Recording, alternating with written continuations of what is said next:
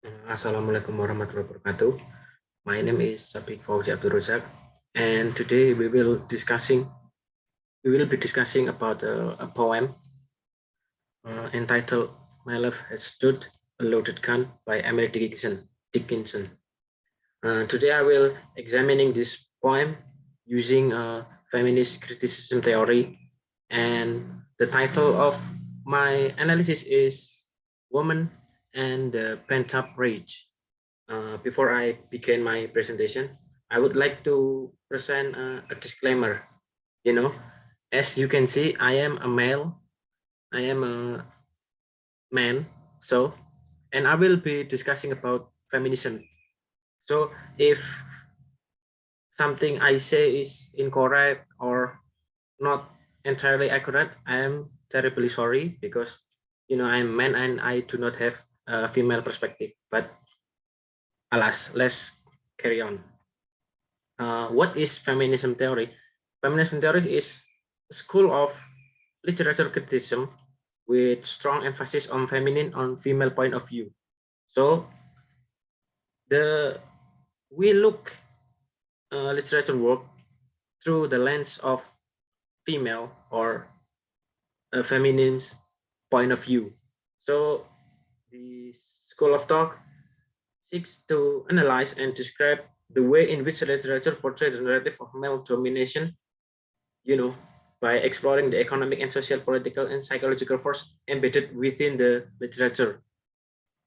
So this way of thinking and criticizing work can be said to have changed the way literary texts are viewed and studied, as well as changing and expanding the canon of what is commonly thought.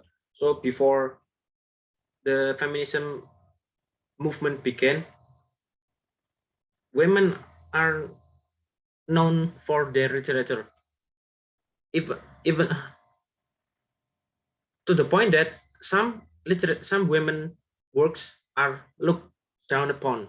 They people don't people doesn't believe that the work of women is equal to men. So before the emergence of feminism, there is an equal treatment between male and female, and this also become apparent in the literacy world. uh, we will discussing about Emily Dickinson. She was born in 1830 in Massachusetts. Actually, she wrote quite a lot of works, novel, poetry, and etc. But only small percentage of her work are published because she doesn't like to publish her work because of her father or the publication house are censoring her work so much that she doesn't see the point of publishing it because they will edit it. Uh, let's start to analyzing the poem. First stanza: my life has stood a loaded gun in corners still a day. The honor passed, identified, and carried me away. The poem began with quite a strong exclamation. The speaker describing herself as a loaded gun. Loaded gun, gun can be interpreted as a pent-up anger. The anger and rage on the tip of explosion, with just a finger pulling the trigger, all the pent-up rage can explode. This depiction of herself as a gun is also a rejection to notion that female is a passive and weak being. In fact, the woman is as capable as men in releasing their pent-up rage, but woman is significantly better in controlling the rage than men. So this first stanza describing that she is a loaded gun, she is capable of destruction as capable as men. Second stanza, and now we roam in sovereign woods. and now we hunt the doe, and every time I speak for him, the mountain straight replies. The second sentence does tell us that sometimes the man acknowledges the speaker feeling. I assume this man is probably her husband. So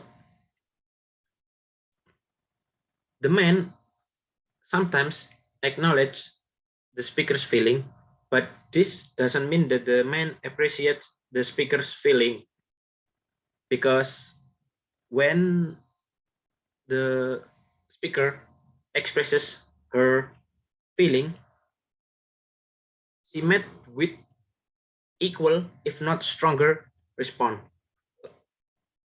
Uh, and in this line, and every time I speak for him, the mountain state replies, it's kind of like when you scream at the mountain, there will be an echo, you know. So whenever she speaks her mind, the man will act as like a echo, repeating her word, repeating her concern with equal, if not a stronger objection. Uh, a third stanza, and I do smell such cordial light upon the valley go, it is as a Vesuvian vase had let its pleasure through. Knowing her position in this relationship in particular and the society in general, the speaker can do nothing but smile. But the smile is not a happy smile. It's kind of like a response mechanism when facing an unfavorable situation. Like smile because you can do nothing else. And also, the speaker describing herself as a volcano, or in other words, she can look calm and dormant on the surface, but her inner self is raging and capable of unimaginable destruction. This is also a representation that the volcano is a symbol of feminism, in a way that women and a woman are equal and capable of destruction as capable as men. And fourth and fifth stanza, this actually there is a kind of transitional gender reversal. Although she lives in a male-dominated society, sometimes it is her who protect her husband in a way that her husband would never ever understand. This symbolizing this stanza tell us that woman is usually more capable of possessing both masculine and feminine traits than men. So, even though the wife sometimes be perceived as a weak, but in a way that men can never understand, she is the one who guarding her husband. Sixth stanza and the last stanza, speaker expresses her frustration of that she is always under man's shadow, though then he may longer live, he longer miss than I, for I have but the power to kill without the power to die. So in unequal society, women's worth is often associated with her husband. This is evidenced by society's different treatment of widow and widower. Widow are mostly frowned upon and looked down, whereas widower, nobody really care. So this is a kind of frustration that even though women have so much potential, they have as much as potential as men, their potential can never be fully uh, achieved, because the way society works are kind of like prohibiting women for achieving their own achievement. All women achievement, not all, but mostly are attributed to their male family part. like husband or father or brother. The conclusion is this poem is quite to understand, even for careful reader. This poem contains so many contradictions and multiple interpretations. In this poem, Emily Dickinson tries to convey a message about women's rights and struggle in the world where their true potential are severely castrated.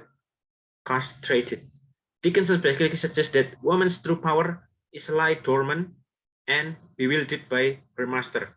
In this unequal world, woman's true power is not even theirs entirely. So basically, kind of like women are capable of doing big things, but they are held back by society because society believes that in the male-dominated society, society believes that women should be passive and obey their male family member, such as husband or brother or father. That's it for me. Thank you very much for listening. See you then. Assalamualaikum warahmatullahi wabarakatuh.